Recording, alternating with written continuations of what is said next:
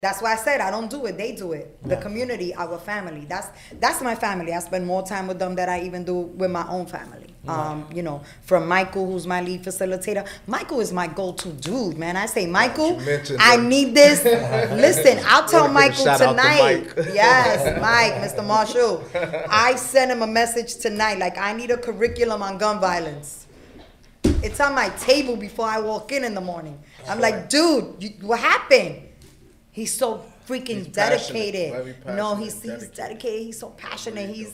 He's a pussycat, man. Don't tell him I said that though. Wait, can we erase that? He's a pussycat. Yeah, we got it. Yeah, he's so good. He's so humble. You know, like I love him. Like I love Michael to death. I love him. I love the entire team. You know, and they go above and beyond, and they fighters. Like I have Mr. Steele who goes up and approaches the bench, man. We got pictures of him standing in front of a judge and a DA, and like he tells me, I would have never thought this. Bilal Lewis sat in front of a district attorney to advocate on behalf of a participant. And you know what he tells me? He goes, boss, I would have never in my life thought that I was going to be sitting across from a district attorney telling them about a participant and trying to save another person's life, not to have to do jail time. Yeah, so that's freaking big. So I did my part. I got everybody except Olga. You need to get Olga in there now. Yeah. Olga's my senior. Olga's my, listen, Olga, yeah. So listen, Olga comes from working in a hospital for over 20-something years. And when I offered her the position, she was not working. She goes, I don't know, you know, whatever, da-da-da.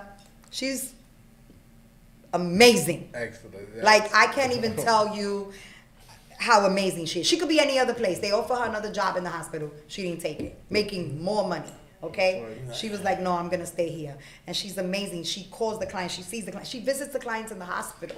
I have Will Sanchez who goes at 7 o'clock in the morning to take these participants to get evaluations.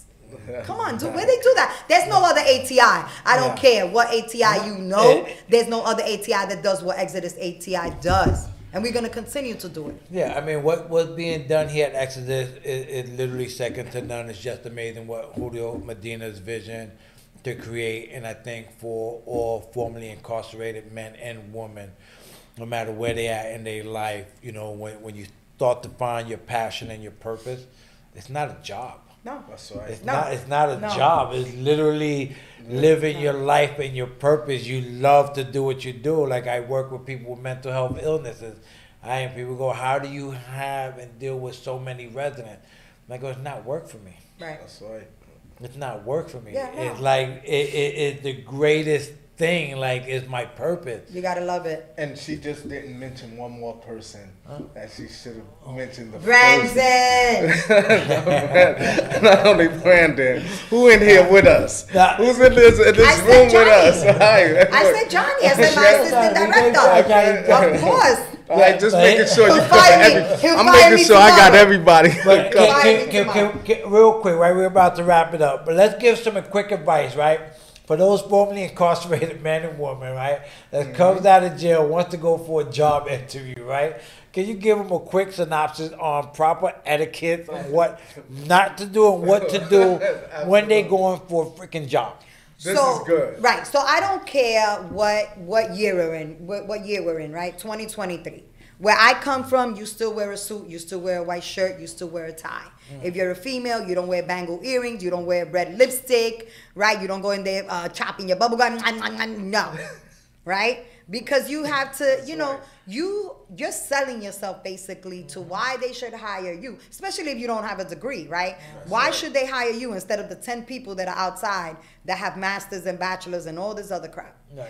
But for me, it's very important to have the gentleman come with a shirt and a tie and a blazer, you know, very appropriate for a job interview. The young ladies with a suit, if it's a skirt suit, even better. You look very professional. Don't go in there and keep looking at your watch, trying to tell the interviewer, how long is this interview? I got to go someplace else, right? Yeah. And know your shit, right? Yeah. Know what you're going for. Yeah. Don't sit there and say, well, when do I start baking the fries? Like, right. What? This ain't Burger King. You know, some people just go because they want to interview, and that's fine, right? But know what you're going. Do a little bit of research on the organization. You just hit it right there, the nail on the head right there. I tell people that all the time. Before you go into an interview, do some research. Google the company, what it is that you're doing, what the position, what it entitles into that position. Go there and sell yourself. I tell people, as a formerly incarcerated man, I have to work twice as hard as your average person with a degree. As a formerly incarcerated man, I'm a female. Yeah, twice as hard. Twice as hard, right? As a formerly incarcerated individual, let's put that right, as an individual, right? I tell people I got twice as more to prove to you than the average person. But let me tell you why, the reason why you should hire me. Because I'm going to work twice as hard as the person with the freaking degree. Right. That's simple. Presentation. Is that what you're going to do? You know, for me, I don't understand. For me, I'm not going to do nothing with a degree. I can't do nothing with that plaque that you have on your wall. If you don't have the experience, I don't want that. Right. I want experience. I want somebody that's hungry, somebody that'll be the first one in, the last one out, and have that experience. Right? And be empathetic when you're working with participants. Presentation and preparation. Coming you know, I asked somebody, what does so what do you know about ATI? I don't know. You guys get people out of jail? What does ATI stand for? Always tacos, ice. I don't know. Like, yo, dude. I don't know, dude. You know, but it's really important when you go to a job interview, sell yourself, you know, and be humble. Know your stuff, you know. Be passive aggressive. And don't look at your watch. And don't look at your watch, dude. If you're hearing me. Anyway, he was actually hired by Exodus. He was working in one of the hotels. And he was really a nice guy, right? But again, nobody prepared him for that, right? Nobody prepared him. And I'm sure he told people he was going for a job interview. He was probably going to another job interview for Exodus in a hotel. I think also he was nervous. Sometimes people, you know, like they start looking at their watch or they start to smile. I had a participant that he was in front of the judge and the judge was like, you know, you could be facing 18 years. And he starts laughing and smiling and the judge goes, is this funny to you? And I'm like, Your Honor, that's kind of like his defense mechanism. When he gets nervous, that's what happens. Right? So I don't know, maybe he was nervous. That's why he kept looking at his watch. Okay, so I just want to thank you again, Thank you. Thank you for listening to me. You know, I've been waiting for you. We've been Was waiting it worth for the you wait? here. Oh, of course, and more. And so, and appreciate everything just from the heart. We appreciate you guys because, you know, I know now a million of my friends are going to hear this and see that I put my ugly face to cry. They're going to be like, my daughter has this thing. She goes, oh, Ma, you was crying so ugly.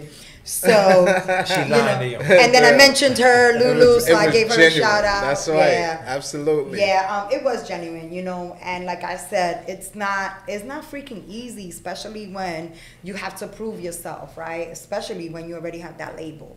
That person, you know, used to sell drugs, or that person, you know, did X, Y, and Z. Like, do we trust them? Do we trust them around, you know, our participants? Do we trust them in this community?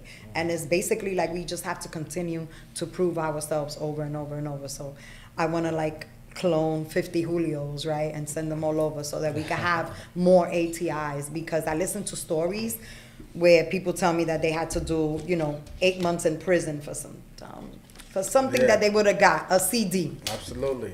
That's it, nothing. And we want to clone 20 Carmens, right? Yeah. Hey, and let me know. And I will say, for the record, you are natural. Don't stop. You come in here fronting like I'm down. You are natural. Well, Carmen, I did mention to somebody, I think it was Michael, that I wanted to do an ATI podcast and have people talk about their experiences and what they're going through, you know, and what it looks like for them, you know, in the future. Are they going to have to do jail time? And also have some of the success stories that have been already through ATI Exodus. Absolutely. We just had a graduation in the ATI park in 100 Center Street. If you have any advice for anyone out there, what would it be? Don't be a fool, stay in school. That's right. No, you know, just things are going to get hard, right? Don't give up, right? Sometimes you think that there's only one road. There's going to be other roads. And, you know, it's, for me, if I had to do this again, I would have did it, because this is what made me who I am today, right? This is what made me who I am today. I don't take no shit. I don't give no shit either, right? I treat people the way I want to be treated. I go hard for what I believe in. and I'm passionate about what I do.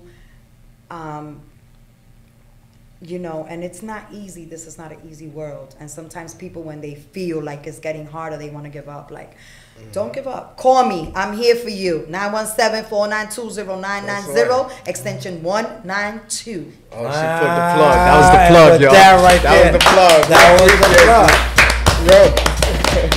And for all those that want to get in touch with us, they can always reach us over, what is it? Success After Lockdown on YouTube. gmail.com.